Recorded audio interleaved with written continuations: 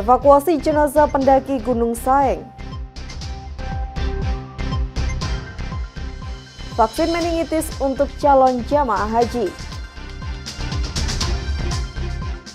Cita rasa legendaris rawon brintik.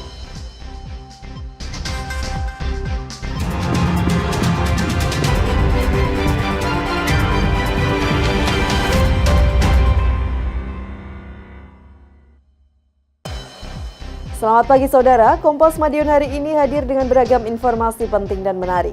Selain 3 sorotan tadi, sejumlah informasi penting dan menarik lainnya akan kami sajikan dalam Kompas Madiun hari ini. Selama 30 menit ke depan bersama saya Amanda Lia. Inilah Kompas Madiun selengkapnya di Kompas TV, independen terpercaya.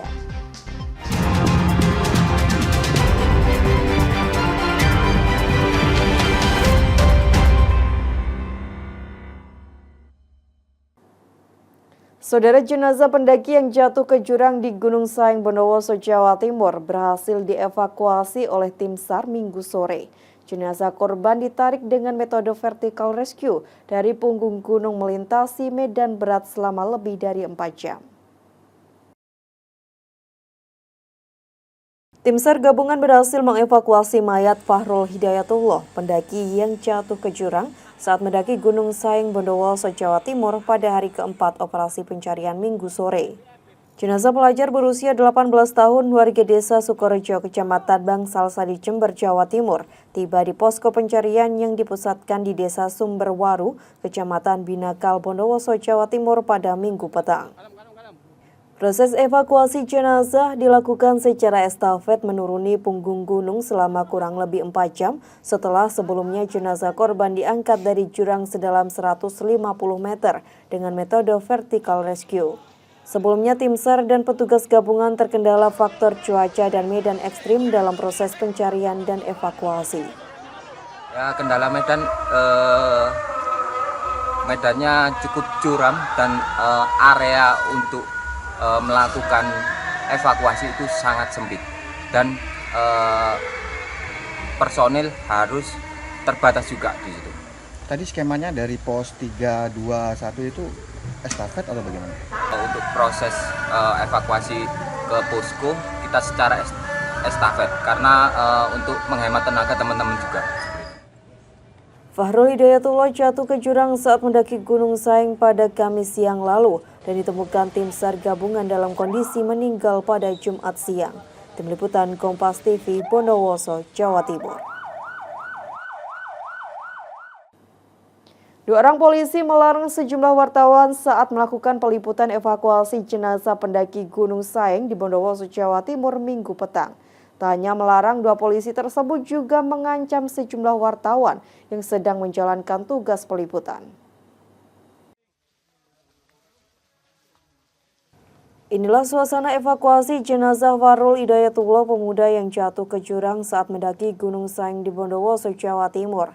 Proses evakuasi ini diwarnai dengan larangan melakukan peliputan kepada sejumlah wartawan atau jurnalis yang sedang melakukan peliputan di jalur evakuasi korban. Media mas. Media tidak ada dokumentasi. Pelarangan serupa juga dilakukan saat jenazah korban akan dimasukkan ke dalam ambulan.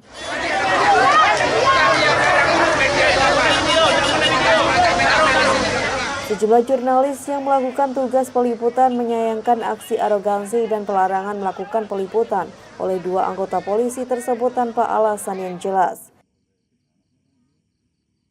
Awalnya standby di mana? Di posko bencana gitu ya. Begitu ada informasi bahwa jenazah sudah hampir memasuki permukaan, kita sengaja naik ke atas memang. Harapannya ya tentu saja kita supaya dapat visual yang bagus, yang dramatis, dan dalam pemberitaan pun nantinya juga kita akan gambarkan bagaimana sulitnya tim SAR itu melakukan proses evakuasi. Nah, ketika sampai di satu titik itu, iring-iringan pembawa jenazah memang banyak waktu itu, cuman ada beberapa orang yang di barisan depan itu tiba-tiba menghalau kita ya, melarang kita ambil gambar. Saya sendiri sudah bilang, Pak, kita media. Tapi jawabannya dengan arogan mereka menjawab, kita tidak peduli media tidak ada dokumentasi. Dan itu diucapkan secara berulang-ulang. Atas kejadian itu, jurnalis yang tergabung dalam Ikatan Jurnalis Televisi Indonesia (IJTI) Koordinator Daerah Tapal Kuda langsung melayangkan surat ke Polres Bondowoso. IJTI mendesak institusi Polri memberikan sanksi tegas kepada anggotanya yang telah bertindak arogan terhadap jurnalis. Hingga berita ini dibuat, Humas Polres Bondowoso, Jawa Timur belum memberikan penjelasan saat dikonfirmasi atas pelarangan peliputan tersebut. Tim Liputan Kompas TV, Bondowoso, Jawa Timur. Saudara, kami akan kembali dengan informasi calon jemaah haji asal Kabupaten Madiun, Jawa Timur mendapat vaksin meningitis dan influenza menjelang keberangkatan ke Tanah Suci. Sesaat lagi, usai jeda berikut.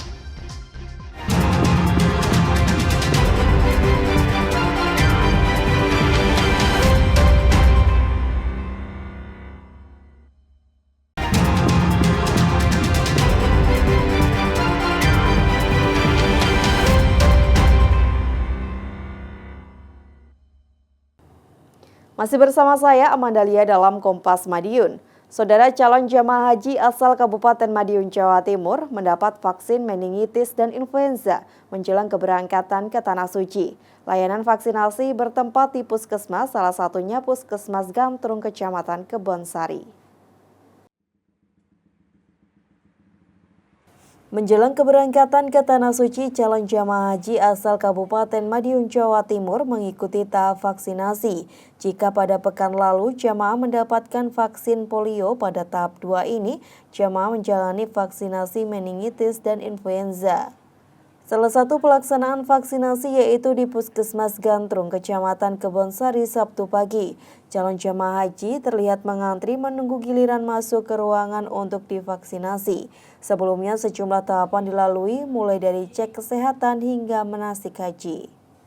Imron Mahmudi, seorang calon jemaah haji, mengaku bersyukur berangkat haji tahun ini bersama istrinya. Ia mendaftar haji bersama sang istri pada tahun 2012 lalu. Selain vaksin sebagai kesiapan menjelang keberangkatan, jemaah rutin berolahraga agar kondisi tubuh tetap terjaga. Kegiatannya hari ini apa tahapnya, Pak? Vaksin meningitis sama influenza. Oh, sama influenza. Ya. Kalau sebelumnya kemarin sudah sempat vaksin? Sudah. Vaksin Vaksin apa? polio. Oh, polio ya pertama kali. Kalau segi kesiapan sendiri gimana Pak menjelang keberangkatan haji ini? Alhamdulillah sudah siap, insya Allah sudah siap. Puskesmas Gantrung melayani sebanyak 27 calon jemaah haji dengan rincian 21 orang jemaah reguler dan 6 orang jemaah cadangan. Saat ini hampir seluruhnya telah mendapat vaksinasi sebelum berangkat. Kalau kemarin yang tahap pertama kemarin vaksin apa? Vaksin yang polio, vaksin polio. Yang Iya, pertama. Kalau iya. yang saat ini? Saat ini ada meningitis dan influenza. Kalau dari keseluruhan jemaah calon haji ini kondisinya gimana Bu saat ini? Ada keluhan apa enggak? Alhamdulillah siap untuk melaksanakan ibadah haji.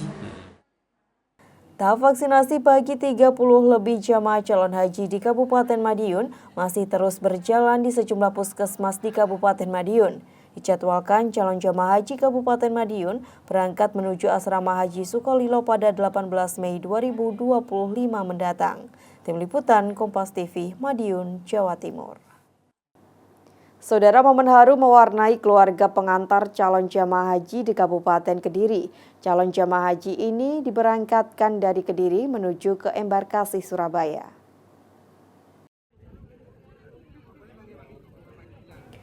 Momen haru mewarnai keluarga pengantar calon jemaah haji di halaman kantor pemerintah Kabupaten Kediri. Bahkan tak sedikit dari mereka tak mampu menahan tangis. Pihak keluarga tak diperbolehkan oleh petugas untuk memasuki kantor pemerintahan Kabupaten Kediri, sehingga mereka hanya bisa bertemu di depan pagar. Pemberangkatan itu dilepas langsung oleh Bupati Kediri Hanindito Himawan Pramana. Dalam pelepasan tersebut, Putra Pramono Anung berpesan agar calon jemaah haji selalu menjaga kesehatan hingga kembali dari Tanah Suci.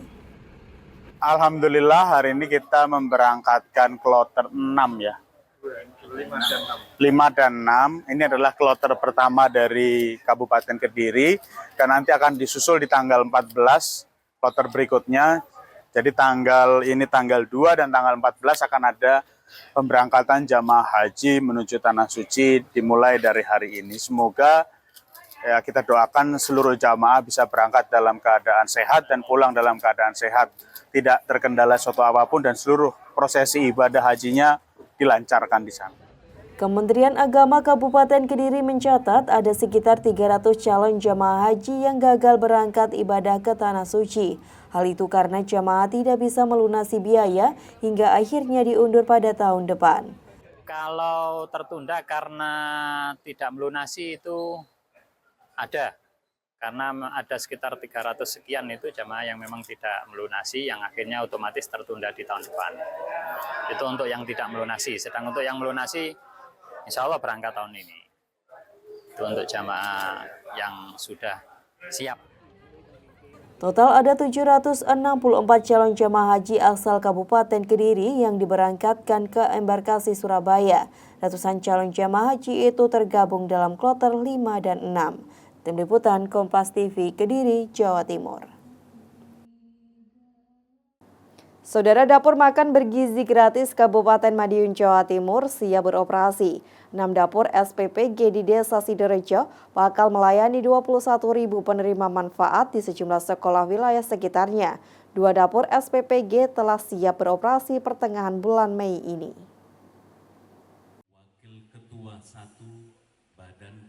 Pemerintah pusat melalui Badan Gizi Nasional mulai mengakselerasi program makan bergizi gratis di Kabupaten Madiun, Jawa Timur. 6 dapur makan bergizi gratis mulai didirikan di Desa Sidorejo, Kecamatan Kebonsari secara bertahap. 2 dari 6 dapur makan bergizi gratis di Desa Sidorejo sudah siap dijalankan. Rencananya pertengahan bulan Mei 2025 ini, 2 dapur MBG Dusun Kalilumbu akan beroperasi dan melayani penerima manfaat di sekolah-sekolah sekitarnya. Untuk yang ada tersisa nanti akan dimasukkan sesuai dengan jadwal. Tanggal dilihat setelah verifikasi kemungkinan paling cepat 15 Mei bisa operasional. Masing-masing dapur ada 3 orang? Iya, ada 3 orang, ada ahli kepala SPPG-nya yaitu SPPI, Sarjana Penggerak Pembangunan Indonesia, ada ahli gizi, dan ada akunting. 6 dapur MBG ditargetkan melayani sekitar 21.000 penerima manfaat. 1 dapur MBG menyerap sekitar 47 orang pekerja, ditambah 3 orang terdiri dari ahli gizi, akuntan, dan Sarjana Penggerak Pembangunan Indonesia atau SPPI. Dapur MBG Desa Sidorejo akan melayani penyaluran makan bergizi gratis ke sekolah-sekolah yang ada di wilayah Kecamatan Kebonsari dan sebagian lagi di wilayah Kecamatan Geger. Badan Percepatan Pengentasan Kemiskinan, karena kita anggap program MBG yang dilakukan oleh BGN, yang ditugaskan pemerintah ke BGN, Badan Gizi Nasional, itu adalah cara tercepat, kalau boleh dikatakan jalan tol untuk pengentasan kemiskinan. Sehingga saya sangat concern dengan program MBG ini. Hari ini dilakukan soft launching untuk di wilayah Kabupaten Madiun, di Kecamatan Kebonsari. Untuk di Desa Kalilumbu ini akan ada 4. 2 ini yang sudah jadi siap, insya Allah. Saya tunggu dari Bapak BGN mengirimkan. Jadi setiap dapur tuh nanti ada namanya 1 SPPI. Itu kepala dapurnya nanti, namanya SPPI, kemudian ada ahli gizi 1, kemudian ada akuntan 1, dikirim dari BGN. Nanti dari pihak BGN mengirim kami bisa langsung operasional. Bahan baku seperti beras, sayur mayur, buah-buahan hingga daging dan telur, dapur MBG akan mendatangkan dari wilayah Madiun dan wilayah sekitarnya seperti Ponorogo dan Magetan. Tim Liputan Kompas TV, Madiun, Jawa Timur. Saudara, Kementerian Pekerjaan Umum mengecek kondisi bangunan yang akan digunakan untuk sekolah rakyat di Kota Malang, Jawa Timur. Kementerian PU menargetkan dalam tahun ajaran baru tahun ini, sekolah rakyat di Kota Malang sudah bisa menerima peserta didik baru. Pengecekan sekolah rakyat dilakukan oleh Sekretaris Jenderal Kementerian Pekerjaan Umum Muhammad Zainul Fatah Minggu siang di Kampus Politeknik Kota Malang, Jalan Raya Trogowaru, Kecamatan Kedung Kandang, Kota Malang. Dalam tinjauan ke Kampus Politeknik ini, Sekjen PU ingin memastikan kondisi bangunan yang akan digunakan sebagai sekolah rakyat. Usai melihat kondisi bangunan, Muhammad Zainul Fatah bilang bahwa secara umum bangunan ini siap digunakan, namun ada beberapa perbaikan atau renovasi yang harus dilakukan. Setelah direnovasi, bangunan 3 lantai ini akan dilengkapi dengan asrama. Menurut Sekjen Kementerian PU, sesuai arahan Presiden, pihaknya bersama Kementerian Sosial bergerak cepat mewujudkan sekolah rakyat dengan memanfaatkan bangunan yang ada. Untuk Kota Malang sendiri, pada tahun ajaran baru tahun ini, sekolah rakyat bisa menerima peserta didik baru sekolah dasar dan sekolah menengah pertama. Karena sanggar-sanggar, balai-balai, kantor-kantor pelayanannya Kemensos itu tidak cukup, teman-teman Kemensos juga bekerja sama dengan Pemda. Seperti sini memanfaatkan infrastruktur yang sudah ada. Ini kan sudah siap nih. Kita tinggal renovasi sedikit sehingga tahun ajaran ini sudah bisa nerima. Tadi Pak Sekda sudah sampaikan akan dimulai dari SD SMP masing-masing 2 kelas. Sekolah rakyat ini nantinya akan diisi oleh siswa dari keluarga kurang mampu. Selain itu, orang tua siswa juga akan mendapatkan program pemberdayaan ekonomi untuk memutus rantai kemiskinan. Tim Liputan Kompas TV Malang, Jawa Timur.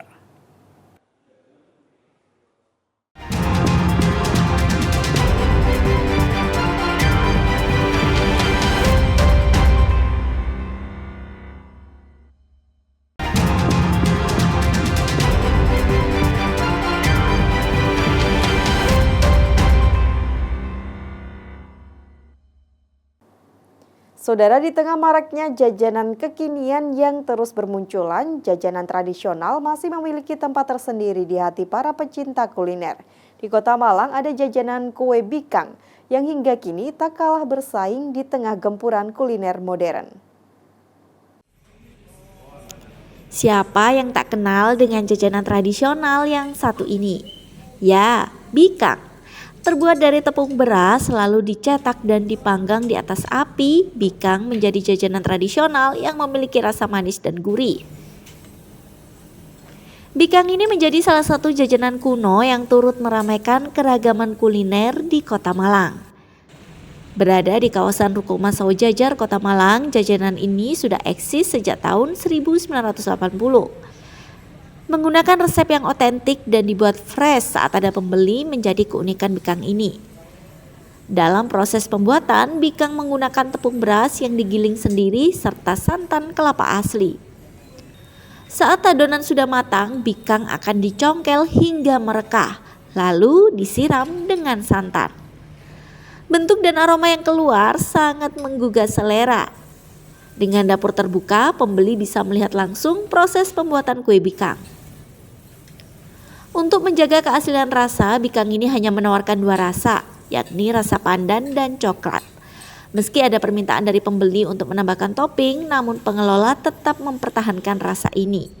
Sang pemilik resep asli bikang pun hingga saat ini masih terlibat dalam pembuatan bikang. Kita menjaga keotentikan kue tradisional, jadi walaupun banyak request kayak dikasih rasa-rasa keju kita tetap bertahan dengan rasa pandan sama coklat. Karena nanti kalau dikasih topping macam-macam, akhirnya nanti jadinya nggak otentik lagi. Dan kita nggak khawatir sih ya dengan gempuran kue-kue baru yang cantik-cantik seperti roti-roti. Insya Allah kue-kue kuno seperti ini malah memiliki value lebih ya, karena kan semakin jarang ditemui. Rasa manis dan gurih dari santan kelapa membuat kue bikang ini laris manis. Tak hanya warga Kota Malang, namun juga menarik minat wisatawan. Seperti Iwan yang datang bersama keluarganya dari Blitar yang selalu mampir saat ke Kota Malang. Semuanya juga wangi, enak, mantap pokoknya mas. Harus kesini mas, kalau Malang mampir harus.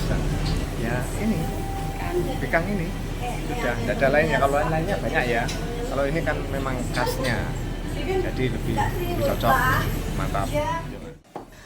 Buka mulai pukul 7 pagi, dalam sehari penjual bisa menghabiskan 18 kg adonan kue bikang.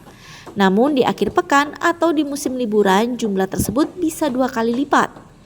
Dengan harga Rp9.000 per biji, jajanan bikang kuno ini masih banyak diminati dan berhasil bersaing dengan kuliner kekinian. Tim Liputan Kompas TV Malang, Jawa Timur. Saudara, Kota Malang seolah tak pernah kehabisan cerita soal kuliner, salah satunya adalah kuliner rawon legendaris sejak tahun 1946.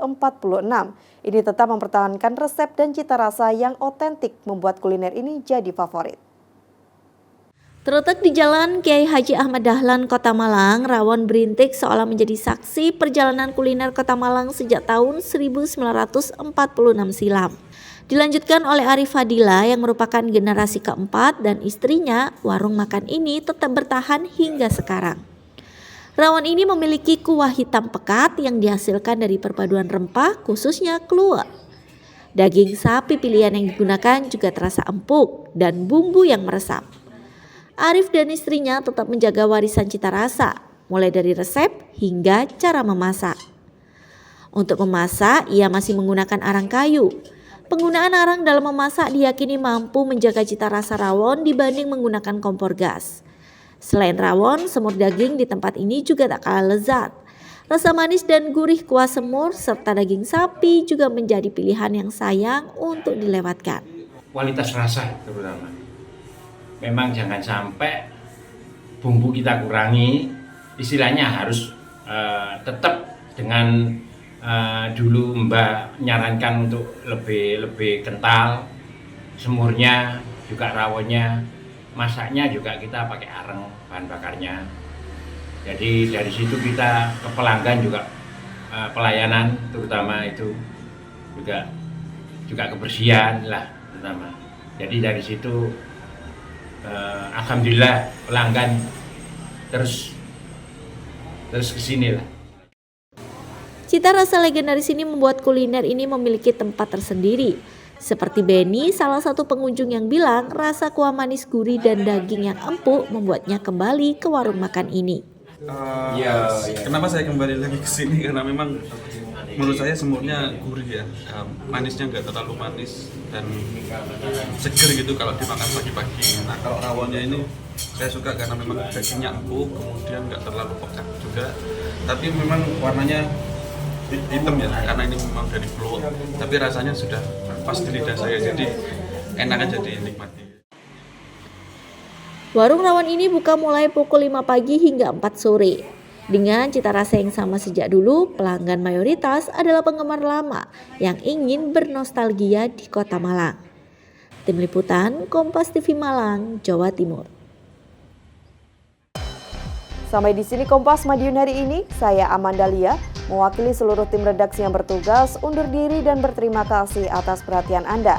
Tetap saksikan rangkaian program berita di Kompas TV, independen, terpercaya.